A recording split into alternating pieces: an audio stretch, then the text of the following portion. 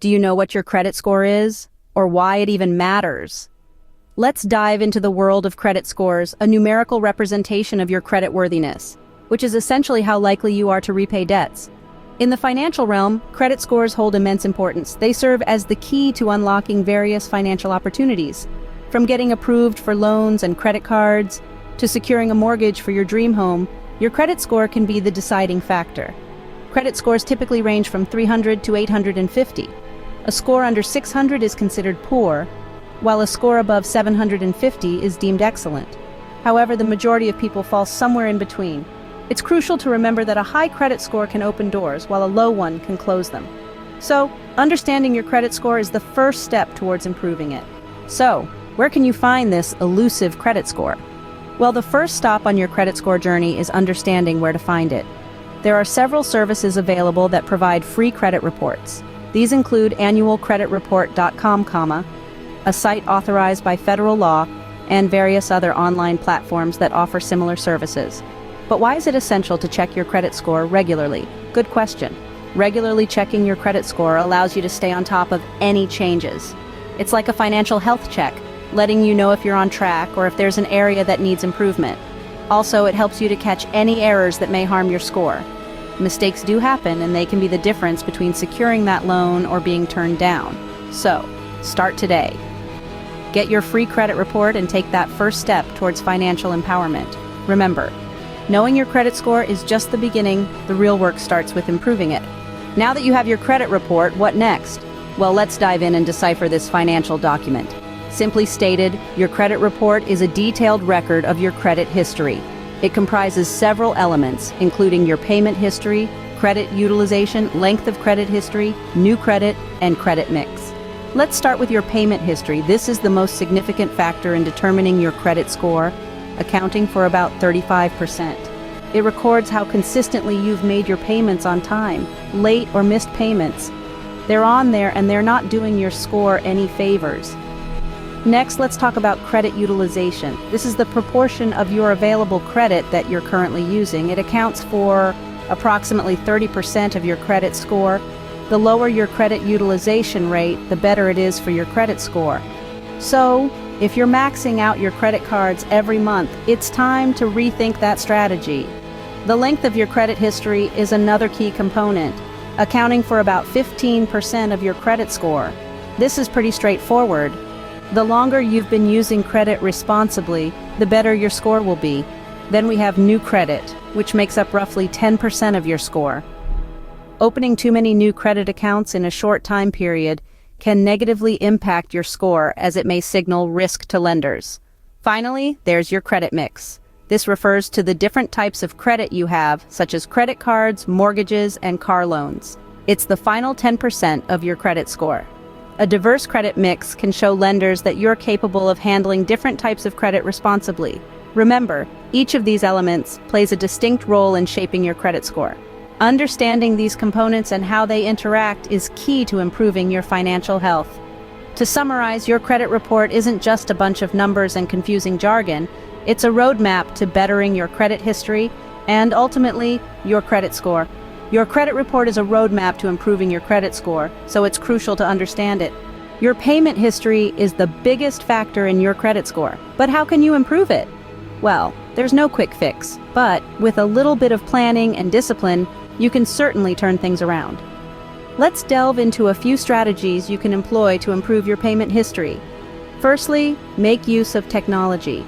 Setting up automatic payments for your bills ensures that you never miss a payment. This can be done through your bank or directly with your creditors. It's like setting a reminder for a friend's birthday, except this reminder could save you from damaging your credit score. Secondly, consider paying more than the minimum due on credit cards. This isn't just about decreasing your overall debt, but it's also about showing responsibility. By consistently making more than the minimum payment, you demonstrate to creditors that you're committed to paying off your debt, which can positively impact your credit score. Now let's talk about something that might seem a little counterintuitive: negotiating with your creditors. It's not as scary as it sounds, promise. If you're struggling with high interest rates or hefty payments, reach out to your creditors. Many are willing to work with you to create a payment plan that fits your budget. Remember, their main goal is to get paid, and it's in their best interest to help you find a manageable way to do so. Also, if you've missed payments in the past, you might be able to negotiate a goodwill deletion. This is where a creditor agrees to remove the late payment from your credit report. It's not guaranteed, but it's definitely worth asking about. Lastly, don't forget the importance of time. Improving your payment history is a marathon, not a sprint. It may take several months or even years to see significant improvements. But every on-time payment, every dollar above the minimum, and every successful negotiation gets you one step closer to a healthier credit score. Improving your payment history can drastically boost your credit score. So start today and let the journey to better credit begin.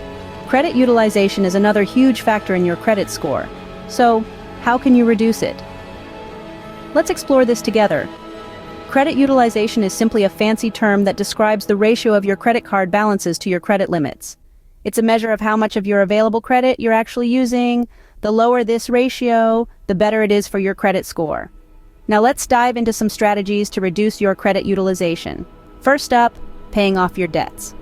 This is the most direct way to lower your credit utilization. By reducing the balance you owe, you automatically decrease your credit utilization ratio. Think of it as a weight loss program for your credit score. The more debt you shed, the healthier your score becomes. Next, we have keeping your balances low. This might seem like a no-brainer, but it's easier said than done. It means being disciplined about your spending and making sure you're not maxing out your credit cards. Regularly paying down your balances, even if it's little by little, can help keep your credit utilization low. But what about those unused credit cards collecting dust in your drawer? You might be tempted to close them, but hold on. Closing unused credit cards can actually increase your credit utilization ratio. Why? Because it reduces your overall available credit. Instead, consider keeping them open and using them sparingly to keep them active. This can help maintain a lower credit utilization ratio. And last, but not least, consider asking for a credit limit increase. If approved, this can instantly lower your credit utilization ratio, given that your spending remains the same. But remember, this isn't a free pass to ramp up your spending. The goal is to lower your credit utilization, not to have more credit to use. By following these strategies, you can whip your credit utilization into shape and give your credit score a significant boost. Remember, credit utilization isn't just about how much credit you're using, but how well you're managing it.